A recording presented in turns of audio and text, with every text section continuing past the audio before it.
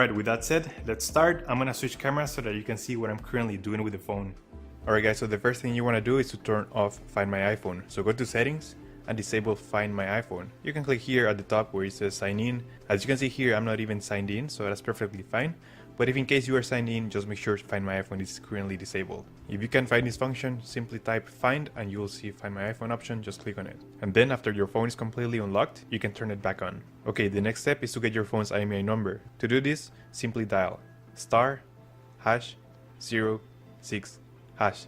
And as you can see, your 15-digit IMEI number will appear in your screen. This is very important guys. Keep this number somewhere close as we will need it in a few seconds to unlock this phone, so keep it close. Okay, now we're gonna switch to the computer. So I'm gonna put this phone down and now it's time to use the internet. Okay, so once you are in the computer, open the internet browser that your phone has been successfully unlocked, and now you're able to use your phone with any GSM carrier worldwide. You can restore, update, you can do whatever you want with your phone, and your phone will remain unlocked forever. You should be good to go, and as you can see here, my AT&T phone is currently working with T-Mobile, so it is fully factory unlocked. Hey everybody, this is Steven Shank with PhoneArena. If you are any kind of smartphone fan, you know that we are smack dab in the middle of new iPhone season right now. And today I just got a very special delivery, the new iPhone 8 and iPhone 8 Plus. Now this year's a little unusual for new Apple hardware launches, so we also have a third model, the iPhone 10, the iPhone X, coming out in a few more weeks. It's not ready for us just yet, and while we are super excited to get our hands on that, there's no reason to wait for that phone to come out to get excited about Apple hardware, because we have two fantastic phones right here, and today we're going to bring you a quick unboxing of both of them to give you a little preview before our full review lands for both of them. Let's take a quick look at the packaging here. This should look really familiar if you're at all familiar with Apple phones. 64GB new base storage level this year, and I wanted to bring you two different colors to show off the variety. This year we only do have 3 color options for both of these phones. There's no rose gold, no jet black, although if you bought a jet black and saw how easily that's scratched up, maybe that's for the best. So unfortunately I have both these in the same color, so I can't show you the variety, but still, I imagine it's going to look super duper nice. Get that protective plastic off. Let's dive into the smaller iPhone 8 first. We'll be covering both these phones, so just hold on for a second if you want to see the Plus, designed by Apple in California, and we have our standard introductory guides here, telling you about the hardware, giving you a SIM tool to get access, and you gotta love the Apple stickers, show your pride. Put them on your laptop, whatever you want. Okay, this is, I imagine, to be exactly the same with the iPhone 8 Plus. Let's just put these off to the side now, because yeah, this is what I want to see, that new hardware. Now this is really interesting. You look at just the raw tech specs, you'd be forgiven for thinking the iPhone 8 is just pretty much the same design as the iPhone 7. And yet, it's about the same size. In fact, why don't I? Well, first I gotta peel off this protective. And that new glass back, man. That is purty. So yeah, this is the phone in silver, but you know it looks white. If you want the white option, and space gray is your darker shade, that's basically black. White, black, and gold are your iPhone color options. And nice metallic edge around the side there. Again, this design looks really familiar if you've been carrying an iPhone recently. But this new glass back is a big change. So I'm going to lean down here, pull out, I have my black iPhone 7. So design, largely the same. That iPhone word on the back there is a little bigger on the new one, because the branding stands out a little more. And see the reflected Apple logo there. It looks a little bit different, but these are basically the same shape and size. The iPhone 8 is slightly bigger, slightly wider, slightly taller. It's a bit heavier. It's probably the most substantial change. But really, this hardware is, design-wise, not making too many departures, except this back, of course. We had a metal unibody on the iPhone 7, now this glass back on the iPhone 8 to support wireless charging, which I might take a quick look at a little bit later. I'm going to power this guy on, I think, and start getting into the iPhone 8 Plus just to move this thing along. We have a lot of hardware to look at.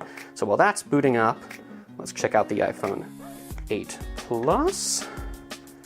Again, same sort of quick start guide, same SIM tool, and stickers.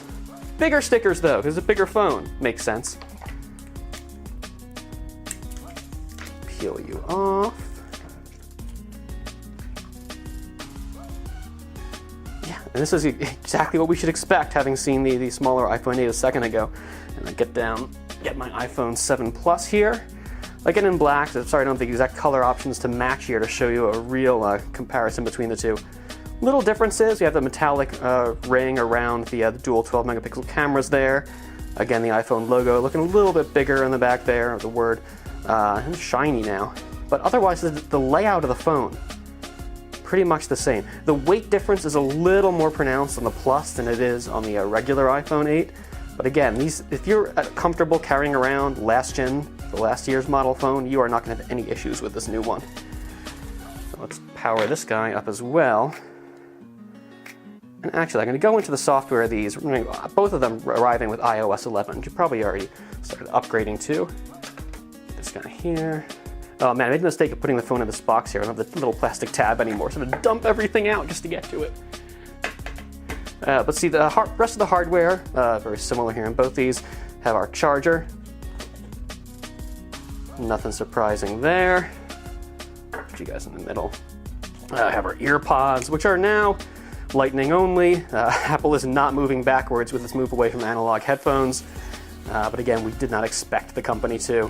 And our USB Lightning charging cable. Both these models now do support, of course, wireless charging you're probably familiar with. They do support fast charging as well. It's not going to work with this adapter out of the box. If you do have one of Apple's USB Type-C adapters, or a USB Type-C adapter with the wattage to power it, plug it in with your Lightning cable and the phones will charge quicker than normal. We're going to run that through in the full review, looking exactly what to expect from that. That's all we have for the hardware on both these guys. So let's take a quick look at iOS 11 here. Okay, we've got iOS set up on both these devices now, entered in our Wi-Fi password, set up our Apple ID, so we're ready to go and start looking around iOS 11. Again, very familiar, but there are a lot of little changes, like the new control center here with customizable options. It's going to take a little bit of adjusting to get used to, but it looks like a very powerful way to play around with phone settings. This is also new, True Tone. In fact, I stopped this with the iPhone 8 Plus during the setup process in order to show you. There's a little dim here. I haven't been able to set the brightness yet, but you can see a back and forth here of with and without True Tone. So this we first saw pop up with the iPad Pro, allowing the phone to match color temperature to its ambient light environment. You can see it's going from a warmer to a little bit cooler when I turn off the True Tone here, just to make your display look a little more consistent across different environments. And let's see, we will customize, actually let's get started. I love a nice firm home button click. Yeah. And you're going to see in the end of the setup process here after we've entered in all the private data. Yeah, and again, new control center, all that good stuff on the iPhone 8 Plus as well. So talking about the hardware here, both these phones running Apple's new A11 Fusion, A11 Bionic. I am going to take me a while to get used to that. The new 64-bit chip with its neural engine and all that good stuff. Camera hardware sounds very similar to last year if you're just looking at the specs. 12 megapixel shooters, same sort of stabilization and same sort of aperture options as before, but the hardware inside is all new. We have a larger sensor, better low light sensitivity, larger pixels. All in all, it should deliver an improved imaging experience, so we're really curious to see what things look like, especially on the 8 Plus with its dual 12 megapixel sensors there. Again, this is something we're going to be covering in depth for our full review of both these phones. One thing I wanted to show you here, this is new to Apple this year. Okay, so you see wireless charging support now. Any Qi compatible wireless charger should work with this. Just pop the phone down and instantly there, see it's charging, no wires needed. Of course, you can pick up an official Apple charger if you so like. And that reminds me, while I have both these phones out now, this you're not going to get with the phone itself, but there are plenty of accessories available, and I grabbed a couple here. There goes my SIM tool. Apple's official leather case and silicone case for the 8 and 8 Plus. I really like this minimalist packaging for the silicone case. Just going to peel this back. That's got a nice feel to it, kind of textured cloth inside to keep the phone nice and safe. I'm not going to struggle to pop this on here and embarrass myself on camera, but I will be bringing you a full review of this, as well as the leather case, which I got for the smaller iPhone 8. How do you open here? You're going to slide out or what? Man, for as easy as that last one was to open, Apple is not winning any points for me here. There we go. I just took a little elbow grease. Oh, that's nice. So I got the blue. Don't know why I went with blue instead of a neutral tone, but I kind of like it. That's gonna look really nice on there. Protect the glass back. Yeah, little dimples there for the volume rocker, power button, and that same sort of felt interior. It's really cool. Again, I'm reviewing both of these cases separately. Start things off with the iPhone 8 itself. Look for that in the days to come, followed by the iPhone 8 Plus and those accessories. For now, though, thank you for watching this unboxing of Apple's new iPhone 8 lineup. I'm Steven Shank with PhoneArena, and check back soon for the rest of my reviews.